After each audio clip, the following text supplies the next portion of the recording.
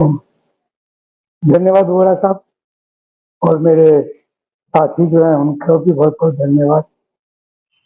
देखिए, जब बुनियादों को आप लाते हैं और ला करके जब समझते हैं कि बिल्डिंग में कोई दरार नहीं आएगी तो आप मूर्ख हैं।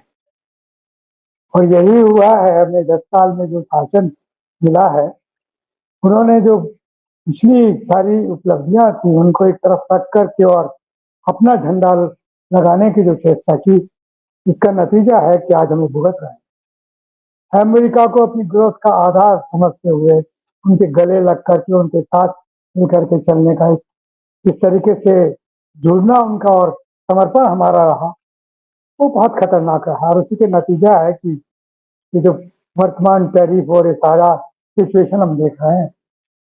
बाकी न हमने पंडित नेहरू के ज़माने में देखा, ना श्रीमती गांधी के ज़माने में देखा।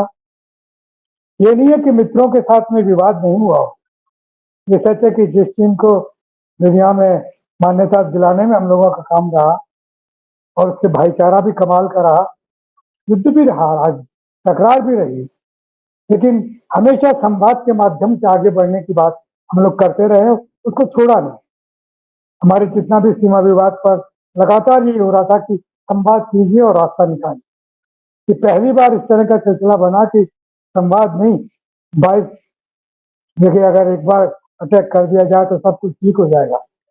तो न आज बांग्लादेश में कुछ सुरक्षित है, न श्रीलंका में है, न नेपाल में है, न इधर-उधर कुछ भी नज़र नहीं आता है। तो हमने जापान तलाशा है और रशिया तलाशा है और चीन से अब सुधारने की बात हम कर रहे हैं। तो देखिए ये हमारी बुनियाद बिल्कुल ठीक थी। हमारी नाराज़गियाँ होती रहे लेकिन हम अपने आप को लगातार आगे बढ़ाने की स्थिति में रहे हैं। श्रीमती गांधी के ज़माने में हमने परमाणु प्रयोग किए और नाराज़गियों के बावजूद किए।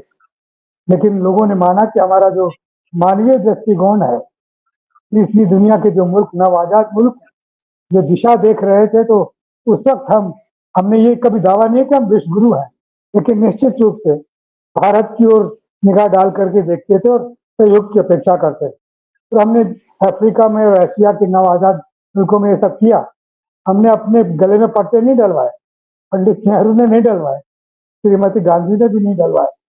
लेकिन ये जो अलग सिलसिला हमारी विदेश नीति का रहा कि हमारे प्रधानमंत्री जाए और उनका स्वागत एक खास किस्म से हो और फिर उनके बाद में उनको कुछ तोहफा मिलना चाहिए, कोई एक एक पहचान मिलनी चाहिए, वो सब जगह चाहती थी। लेकिन जब संकट का दौर आया तो आप देख लीजिए, और वही जो बहुत गले मिल के काम कर रहे थे, उन्होंने जो टैरिफ का इस्तेमाल किया, उन्होंने जो अपनी बात और अपनी भीख मांगना प्रारंभ किया, इसके नतीजे हमारे सामने। हमने उसके बीच में क्या-क्या किया, तेल लिया, किसके माध्यम से लिया, कितने उससे लिया, सामान्य जन को तो उससे कोई राहत मिली नहीं। स्कूटर में या मोटरसाइकिल में जो पेट्रोल पिछले 10 बरस के भाव पे चल रहा था, वो बढ़ा ही है, कम नहीं हुआ। और ये कहते हैं कि रूस से तेल लेने के बाद में बहुत-बहुत वो लाभ किसको मिला, वो कंपनियाँ किसकी है? ये सब जानने का विषय था, लेकिन यहाँ संबित पात्रा जैसे प्रवक्ता हैं जो कुछ और बोलते हैं कि प्रधानमंत्री के उसमें आपने ऐसा क्यों कह दिया? अरे प्रधानमंत्री हमारा भी है और आपका भी है। ये देश हमारा भी है, आपका भी है। हम अपने प्रधानमंत्री से जवाब चाहते हैं तो उनको देना पड़ेगा। ये डेमोक्रेटिक मुल्क है, ये फासिस्टों का मुल्क नहीं है जहाँ की जवाब मांगने के साथ ये राजा जी का नहीं। तो अभी राहुल गांधी ने कहा था ना कि राजा जी का हुक्म नहीं है, यहाँ पर डेमोक्रेसी है, डेमोक्रेसी में सवाल पूछे जाते हैं और इलेक्टेड रिप्रेजेंटेटिव को देने चाहिए, जवाब देने चाहिए। ये अलग बात है कि अभी हम जो वर्तमान शासन देखते हैं तो आश्चर्य होता है कि सम्राट आगे चल रहे हैं और साथ में उनके वजीर चल रहे हैं और पता नहीं क्या कुछ हो रहा है। तो इन हालात में मेरा सा ख्याल है कि अभी अब वो कहते हैं कि साहब हम कुछ परिवर्तन इस तरीके से करेंगे कि आत्मनिर्भर हो जाए। हमें अपना ही बाजार बनाना पड़ेगा, पहले तो देश में, तो साथ साथ में कुछ दूसरे देशों में जिनमें कि हमारी चीजें खप सके, क्योंकि हमारे 12-13 सेक्टर जो बड़े परेशान हुए हैं। खड़गे साहब साइकिल का स्टेटमेंट है वो ग्लोबल ट्रेड रिसर्च इनिशिएटिव को लेकर के कि हम कितना नीचे जा रहे हैं और ये हमारी अगर यही विदेश नीति रही, यही संबंध रहे तो हमें बड़ी तकलीफ होगी। तो इन तकलीफों से निजात पाने का तरीका यही है कि हम अपने पुराने दोस्तों को याद करें, बराबरी के साथ में शामिल हों, ज़्यादा कुछ अपने तरफ से देने का सिलसिला नहीं होना चाहिए।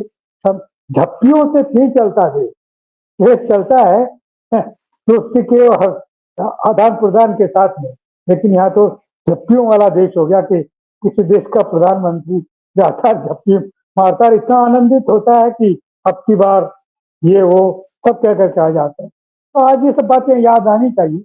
और साथ साथ में जो इनका मातृ संगठन है आरएसएस, उनको भी बताना चाहिए कि जो आपका राजनीतिक पुत्र है, इसने जो कुछ किया है, इसका इलाज आप ढूंढने में आप मदद कीजिए, क्योंकि ये तो शासन चलाने में मुझे समझ में नहीं आ रहा कि कैसे कुछ करेंगे।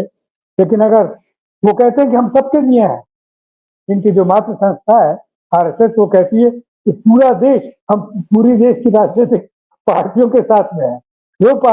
जो भी हमसे मदद मांगेगा, जो भी हमसे संकट के वक्त में कुछ कहेगा, हम उसके साथ में खड़े होंगे। बड़ा अच्छा लगा, सुनने में बहुत अच्छा लगता है। लेकिन जब सारी कारस्तानियां देखने को मिलती है तो फिर समझ में आता है कि भागवत जी ऐसे क्या कर रहे हैं आप। ऐसे कह करके तो आप हमें फिर समझ रहे हैं कि हम पिछली बातें भूल जाएं, जो कुछ हमने भुगता है। हम अब भुगतना नहीं चाहते, लेकिन आपको देश हित में ये सब सोचना चाहिए कि किस तरीके से इन सब संकटों से निपटा जाए, जो अमेरिका के माध्यम से और उसके मित्रों के माध्यम से हम झेलने जा रहे हैं।